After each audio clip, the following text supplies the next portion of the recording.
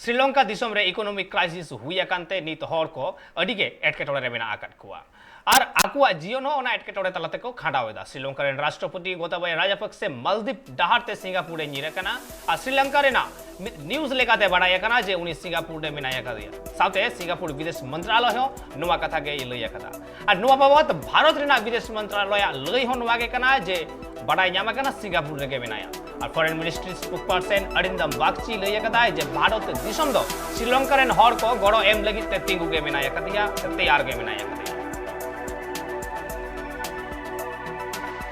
Some of them, I think you would have seen some responses already from our high commissions, in fact, in Sri Lanka and Maldives. But let me just try to give you a sense of where we are.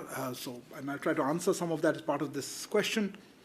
Look, let me make a larger point. I think ensuring peace, stability, and prosperity of all countries in the region, in our region, is an important aspect of neighborhood first policy as well as our vision for security and growth for all, that is Sagar.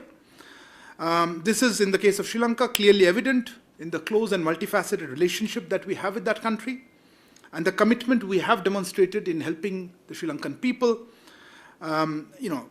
address the challenges that are arising out of the current situation in that country.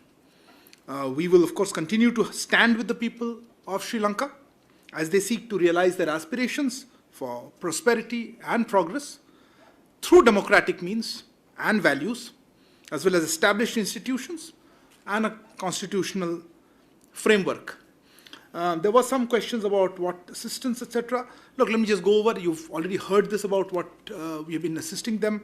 We responded with urgency to assist the people of Sri Lanka in overcoming the economic hardships.